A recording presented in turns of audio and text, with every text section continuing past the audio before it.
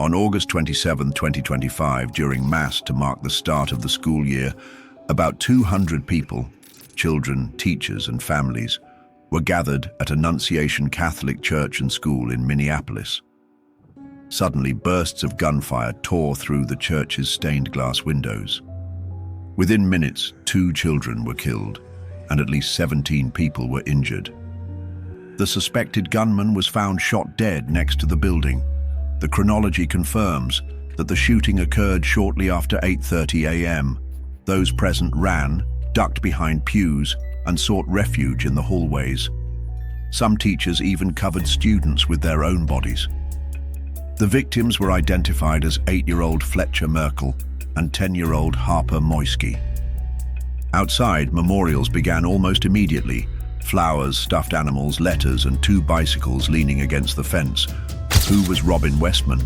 He was 23 years old and a former student at the same school. In 2020, he had legally changed his name from Robert to Robin, and local media reported that he identified as a woman. His mother had worked at the school until 2021, suggesting a long-standing connection to the school. Subsequent investigations confirmed that he posted videos and a manifesto online. In them, he displayed weapons and references to other shooters. Some of the magazines were even marked with hateful phrases. A former elementary school classmate reported that as a child, he had made comments in support of Hitler.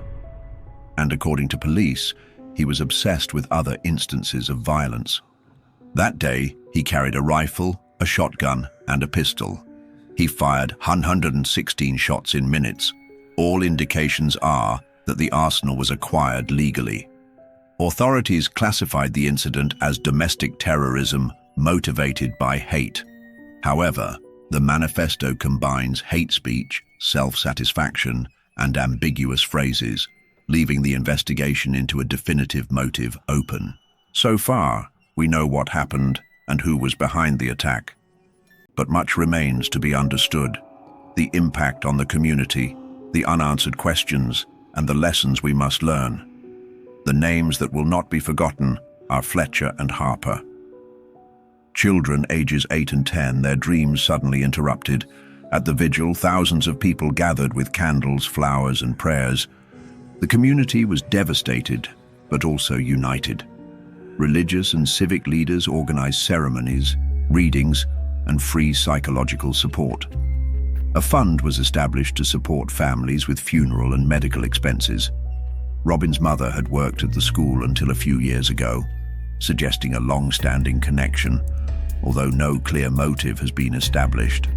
No accomplices have been identified. Regarding his identity, it is confirmed that Westman had been living as a woman since 2020.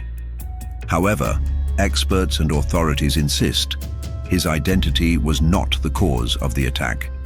The origins lay in violent thoughts, an obsession with other shooters, and the hatred expressed in his digital materials. The published manifesto includes contradictory messages. On the one hand, hateful phrases against religion. On the other, references to a personal desire to cause harm and notoriety. This duality is key to understanding these types of cases, a mixture of superficial ideology and destructive narcissism. The weapons, acquired legally, gave him the ability to fire more than 100 shots in minutes, and the chosen location, a school mass, reflected both the opportunity, a crowded and vulnerable space, and a possible symbolic intention against faith. There are still things we don't know. His current medical diagnosis, whether anyone close to him had direct clues, or whether there were digital communities that fueled his thoughts. What we do know is that every sign counts. A video, a disturbing comment, a manifesto, they can all be warnings. That's why specialists insist on strengthening the connection between school, family, and mental health, on reviewing laws regarding access to high-caliber weapons, and on centering narratives on the victims, not the aggressor.